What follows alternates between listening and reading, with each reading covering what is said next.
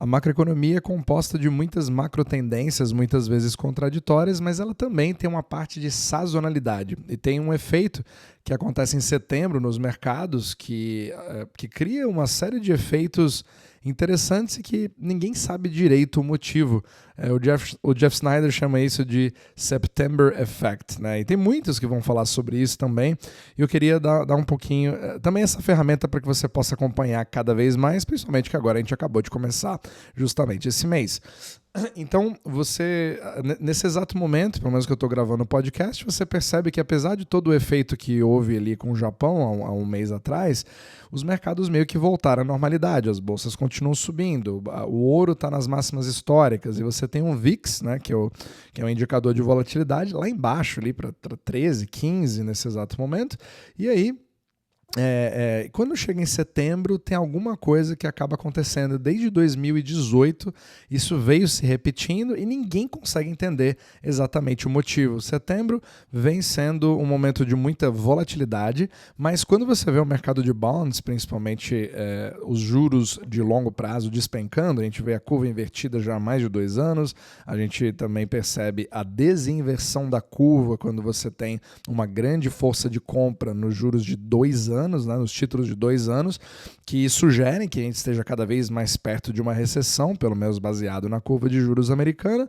e também várias notícias ruins em todos os lugares em relação à economia real, o consumidor, né, a expectativa de consumo, o mercado, o desemprego, etc. Somando tudo isso, você teria um quadro mais ou menos ali de bonds como segurança, como liquidez, como colateral, o que faz os juros caírem. Só que desde 2018 você percebe que, apesar de todos esses movimentos, do nada os juros começam a subir. Você vê uma força de venda muito grande em bonds que sempre aconteceu e ninguém entendeu muito bem o porquê. Ao mesmo tempo, você também vê algumas quedas nas bolsas, na verdade não somente queda, mas subida também, um aumento da volatilidade, ou seja, aumentando o VIX também. E muito se especula pelos motivos disso acabar acontecendo, então obviamente que eu não vou conseguir te dar essa resposta, porque nem... Eu acompanho muitos especialistas de vários lugares e você só pode especular pelo que realmente acontece, porque os motivos da liquidez do mundo fazerem determinadas ações, elas obviamente competem a quem detém de fato esse capital. Isso não vai ser uma informação pública que vai ser dada para todo mundo, você só consegue analisar um pouquinho baseado nos efeitos. E essa é toda a graça, né, de tudo que a gente fala aqui nesse podcast, principalmente quando você analisa o euro-dólar sendo um buraco negro, onde você nunca consegue ver um raio-x do que realmente acontece, mas só os efeitos que ocorrem. Bom, então você pode especular alguns motivos específicos, como sendo exatamente uma mudança de trimestre, pelo menos nos Estados Unidos você tem ali os impostos corporativos que atuam agora em setembro, e muitas vezes para isso você precisa de liquidez, e independente do que você tem, você precisa de dólares para pagar esses impostos. Então você acaba liquidando determinadas posições. Pode ser em bonds, pode ser em ouro, pode ser em várias outras coisas. E você também tem digamos assim, muitas partes contábeis onde talvez você precise de um resultado específico. Eu não consigo realmente dizer exatamente o motivo, mas isso veio sendo percebido pelo próprio mercado como um efeito a ser esperado. Então você não entende muito bem as razões pelo qual isso acontece, mas você meio que espera que isso aconteça novamente. Aí o que acontece? Você cria você perpetua aquela previsão, né, autorrealizável, aquela profecia autorrealizável. Se você espera que alguma coisa aconteça, se você age de acordo, você acaba fazendo aquilo aumentar. Então, muitos players eles acabam criando um efeito maior ainda desse efeito de setembro, muitas vezes antes, se antecipando, fazendo alguma volatilidade em agosto, que pelo menos não aconteceu de uma forma muito bruta, a não ser que você conte ali com o carry trade do Japão, mas já faz mais de um mês, mas que faz isso se perpetuar até dentro de outubro. Então o próprio Jeff Snyder fala sobre isso, né? Às vezes, se você espera uma determinada volatilidade e você age já dessa forma, você pode ampliar mais ainda os efeitos. Isso acaba se perpetuando mais ainda, porque no ano seguinte você fala, tá vendo? Setembro acabou criando um grande movimento economia mundial e isso veio acontecendo nos últimos anos, então vai acontecer novamente. Aí pronto. Então, a macroeconomia também tem muito do jogo psicológico, né? Se eu puder te dar uma analogia, seria mais ou menos como se fosse um acidente na estrada. Você já ficou parado na estrada por 2 horas até que chegou um momento que você viu que não tinha nenhum motivo para aqueles carros estarem parados, porque não tem nenhum carro acidentado bloqueado e muitas vezes ele está do outro lado da pista, mas só para ver o que aconteceu do outro lado, né? E muitas vezes aquele acidente que estava do outro lado, que fez aqueles carros na sua pista pararem para observar, aquele carro nem está mais lá. Mas, porque todo mundo já parou antes, eles vão continuar parando, porque afinal de contas o trânsito estava parado. Percebe o paradoxo do comportamento humano, né? De mesmo não tendo nenhum tipo de obstáculo na sua frente, você age como se esse obstáculo estivesse na sua frente,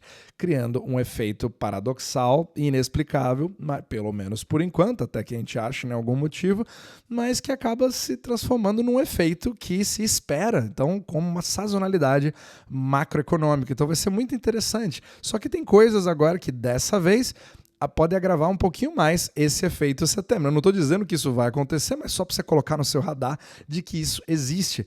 Nós estamos ali a menos de 90 dias da eleição americana. Então vai ser bem interessante ver se vamos ter um acréscimo de volatilidade baseado nesse fato, dependendo do que for acontecer, mas nós também teremos a reunião do FOMC, né? Ou seja, do Jerome Powell novamente.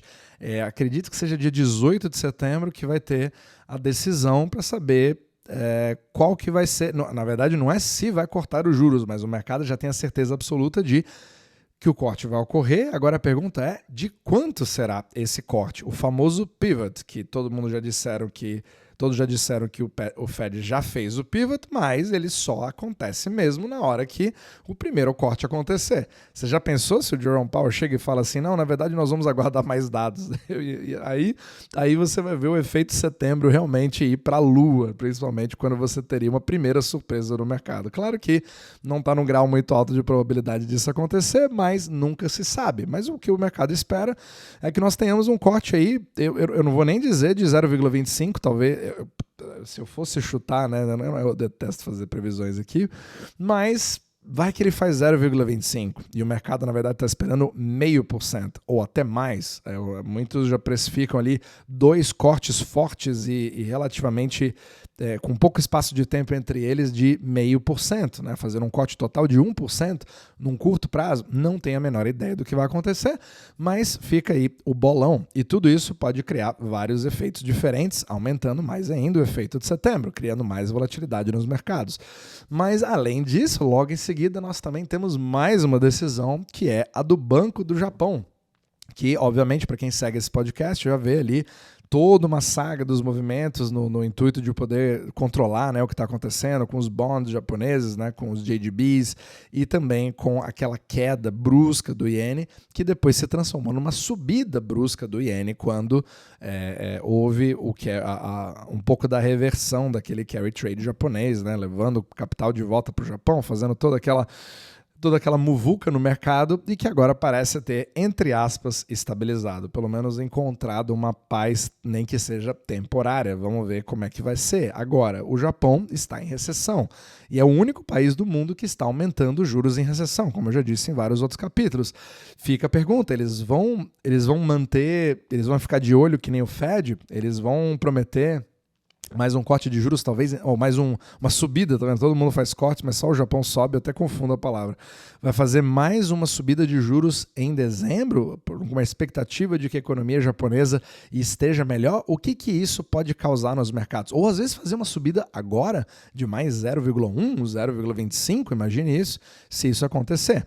Lembrando, o Japão, simplesmente, nesse exato momento, quando você analisa os JGBs saindo de 17 anos de juros negativos, todos esses títulos estão no patrimônio bancário, né?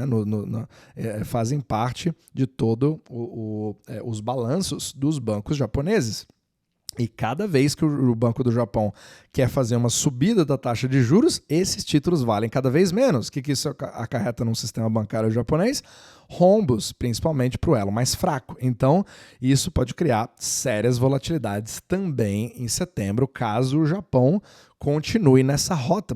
O mais engraçado é que muitos do mercado acreditam que não, isso o Japão está fazendo um teste, mas eu não acredito que ele vai realmente ser tão cabeça dura assim para querer acreditar na história de subida de juros, e eles vão chegar à conclusão de que isso não vai a lugar nenhum e que eles precisam seguir o resto do mundo. Mas não é bem o que os últimos discursos do Kazuo Ueda vem mostrando, né? Então vai ser muito legal ver se isso pode acabar criando uma surpresa para os mercados também. Então mais um evento aí para você colocar no seu radar. Então tudo isso pode influenciar os câmbios, pode influenciar o mercado. Então vai ser um mês bastante interessante, mas uma coisa é certa. Eu acho a probabilidade acaba sendo baixa de simplesmente se manter no status quo, e a calmaria que nós vimos, pelo menos essa última semana, nos últimos 10 dias, para se manter ao longo de setembro. Então, pessoalmente, baseado no histórico, eu vejo uma probabilidade maior de aumento de volatilidade. E aí, a partir daí, vamos ver o que vai acontecer. Mas nunca se sabe, né? Macroeconomia pode voltar de uma hora para outra, você vê aí um fusível que estoura em algum lugar e a gente acaba já imediatamente tendo toda a atenção para isso, para poder entender o que aconteceu. Então, como sempre, vamos ver a cena dos próximos capítulos, mas é algo para você manter aí no seu radar, principalmente com toda essa volatilidade que se aguarda em setembro, e ver se de fato essa tendência, né, essa tradição de volatilidade nos mercados vai ser de fato mantida, principalmente quando você tem pessoas como um amigo do Brent Johnson. Ele comentou recentemente no podcast dele, que ele soltou hoje, que ele tem um dos melhores money managers do mundo, que praticamente nunca perde dinheiro nos últimos, 30 anos, 35 anos, mas ele diz que toda vez que bate setembro, ele perde dinheiro e ele não consegue evitar. Isso é bem interessante para deixar isso no seu radar também. Caso aconteça com você, não fique tão chateado. Até os melhores money managers do mundo também conseguem perder dinheiro num mês bastante esquisito e também muito misterioso.